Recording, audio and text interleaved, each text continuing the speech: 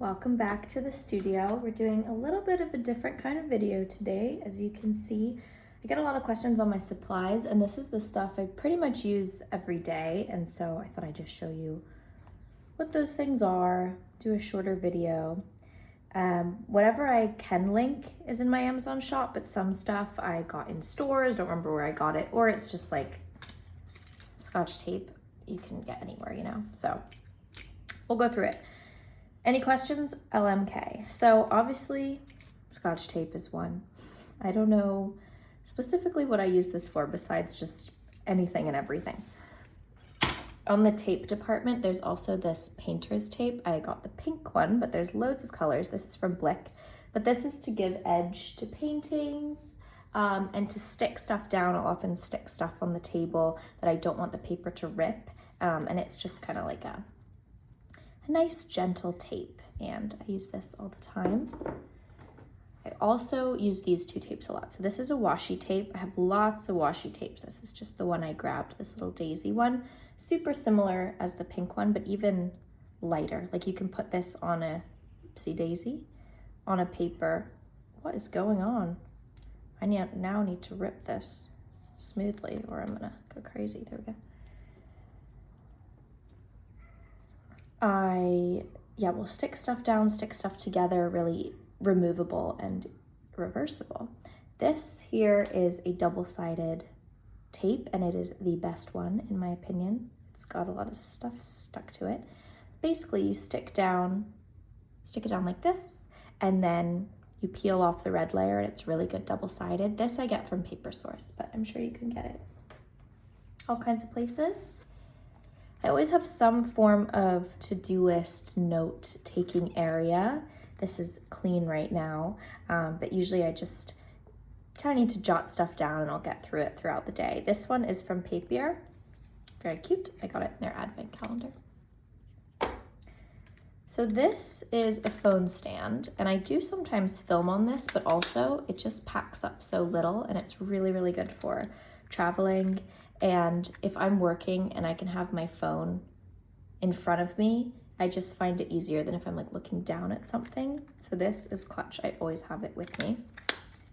It fits perfectly into my travel pouch like this, which is another thing, I guess. I don't really know where this is from. It was my mom's. Oh, and that's just come off. quantumlabs.com. So whenever I go work somewhere else or go to a friend's house or travel, I'll put all my favorite things in this pouch, and then it's all just kind of good to go. If I'm going somewhere where there isn't that much, I don't need too many things, I'll bring this little one because it's from Blue Q. It says cause of death, small talk, and then if I'm like in a cafe or something, I can put it out and hope no one talks to me. God forbid. I keep this little thing in here, ruler, because it's a good size. But yeah, I don't mind talking to people, but I mind small talk. I can't do it. Of course, we have watercolors. This is from Kuretake. It's a Gansai Tambi 12 palette, and it has a built-in color chart.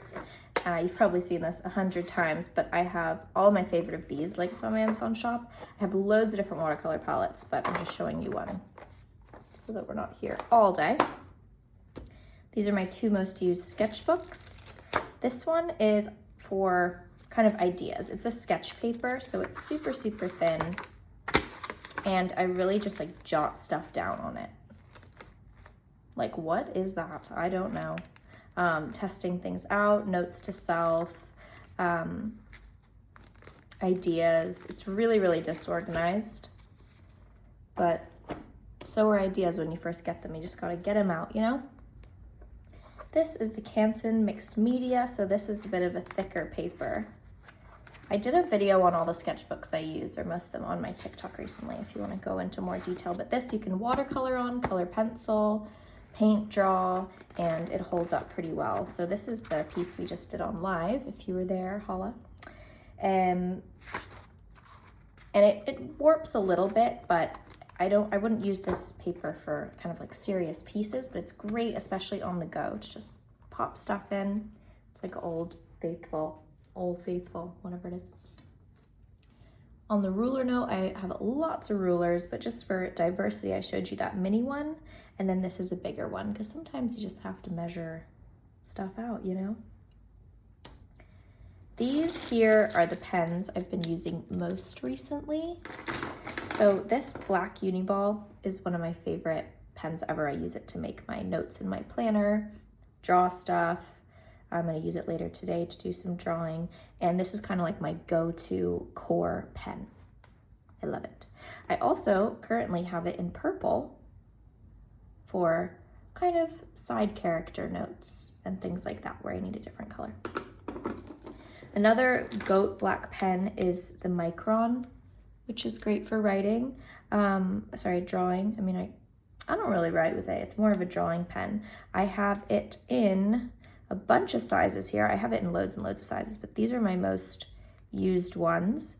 These are all black. They also come in other colors, but these, the 3, the 1, the 5, and the 005 are my favorites. So like the 05 is teeny, teeny, teeny, tiny, and then they get bigger until the 5, and then they go up. I have an 8, I have a 10. If I'm drawing something, I'll typically do it in the 3 or the 1, depending on how big the paper is, because I want a good ratio of like paper to line, and then I'll do details in the other sizes. White Jelly Roll pen, phenomenal pen. Love this guy so much. I use this to sign stuff. If it's a dark pigment, I'll put white on top. It works really well on top of stuff for the most part. And it has a satisfying little click. And if I'm watercoloring or something and want to add a white highlight, I'll put this like in the dots of the eyes and stuff like that. This is a 4 Candies pen. I always have different colored pens hanging around. Here's a green one. Just because every week I kind of like to use a different color just so things stay fresh. So right now, this week, it's this blue. Deceivingly similar, but actually not, is this also 4 Candies clickable pencil. Always have a pencil around. It's mechanical, good grip, just a classic, not too picky really. This is one of the coolest things. It's an eraser that's clickable. And so once you kind of run down, you can refill it, and this pops right in the pencil case. And I have other erasers too, but they're usually funny shapes like this hippo. And this one is just best when we're using that pouch and going somewhere. Okay, moving on to scissors. These are my 2 most used scissors. This said Lizzie on it, just in case anyone tries to take my scissors. God forbid that as well. These are, I don't really know what to say about scissors. Everyone uses these, right? I just like this pair. These ones though are for kind of tiny little details, and I trace a lot, and so I want to like cut out the exact shape. When I'm collaging, if it's a long smooth area, I'll use these, and then I will go in with these for the details. These are also fabulous for traveling. I pretty much always bring these traveling with me. I really, really rarely travel with just a carry-on bag. I hate doing that. So, because I can't bring my scissors and my knives and stuff. Like this is another great cutting tool. You can get really, really precise on. You're basically just drawing with a sharp tool. And then as this, I need to definitely change this out now that I'm looking at it. My God, don't judge me. But you can snap off these when they get blunt and refill it as well. And this is a very handy tool if you collage or craft or anything of that nature. When you do that, you'll need to use it on a little cutting pad like this. You can see where I've used it a lot. This is a little mini size, but I also have a huge range. But if I'm traveling, again, fits in here so nice. Probably more like that. And there's 2 sides just for depending on what color you're using, but these go together. Foam squares, let me put you on if you don't know about these. They're also double-sided. So you would stick it down like a sticker, and then you'd peel off the top layer, and it makes layers when you're crafting, so it can look like stuff is floating, and it's just a really good way to stick stuff. down. We can do more on that later. Well, darn, Valentine's Day is past. I usually make a bunch of Valentine's cards, but we'll find a way to use those if you're interested. Also, sticky things is little Post-its. I love these little ones because I can just put a note to myself on anything, like top not secure on paint or still wet, or I don't know. Just super helpful to have and super easy to travel with too. Glue stick, classic. I have probably 600 of these, and I'm not exaggerating. No, I might be exaggerating. I probably have 100 of these because I use them when I teach workshops and stuff, and they're the best. And I really like the purple ones simply because they're nostalgic to me. They dry clear. Then of course, highlighters. This one is from Papier as well, and it's I can open it, a cute little peachy color. Just, I don't know, I'm a very visual person, so I find it really helpful to use them. Like here, I just like to highlight certain things, makes it nicer to look at. I just thought I'd get my whole Sharpie container while we're here. Always have some Sharpies on hand. I like having some that are funky colors, like this kind of dusty purpley one. I also have a lavender purple, I have a blue. I'd love to have every Sharpie color under the sun, but we'll get there one day. This is all my permanent pens. So I have like paint pens, like Posca markers, which I use all the time. They're actually not all in here. I wonder where they are. We then have thin tip ones, but Sharpie is just so handy. I also always bring one traveling. What can we do next?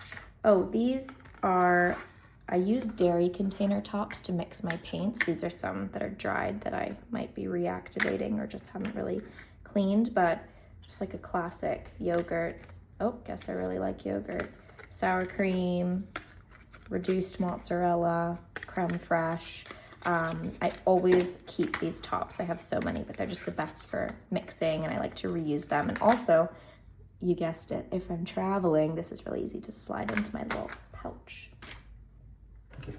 Next, we have a paintbrush tin. I'm gonna just show you my favorites, but this is what the whole situation looks like.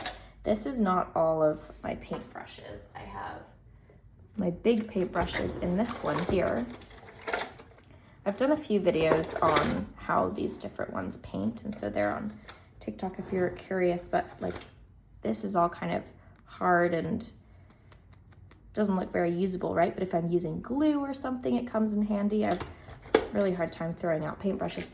Once I feel like they've been used too much, they go into my leftover paintbrush box. I'll show you that actually. So this, which my friend Masoma got for me, so beautiful. And this is paintbrushes that just aren't great anymore, like have lived their time, or they're just a bit crap and I don't know why I have them, but might come in handy for something like glue, or there's a lot of materials I use that leave a residue and then you need to use the same brushes for those materials when you use them again, like watercolor gums and stuff like that. This actually looks nice. I don't know why this is in here. I think I have duplicates in here too. And then I have packs. So like things I just maybe haven't opened or that were given to me. Oh, note to self, these are not great. Good to know. But yeah, like these tiny ones are the best. I use them all the time. I actually have my new one right here to show you. And oh, this edge is very hard. Yeah, they go into my paintbrush graveyard, let's call it. These are what I use most often. Specifically, I'm sure you know, but the round number 2 from Princeton I use for all my Zentangles. Not all of them, but a lot of them. Almost anything I make, this is like my go-to core brush. I do a lot of detail stuff, so that's that. And then the 20/0 is perfect for tiny little details and lines. I like to outline things a lot, so there's that. And then of course, always have loads of paper towel on hand. And even though I have loads of paper towel on hand, I still don't throw out the old paper towel. Do we sense a theme here? I think we do. Then a water cup. I have lots of these, but again, I just kind of use one consistently.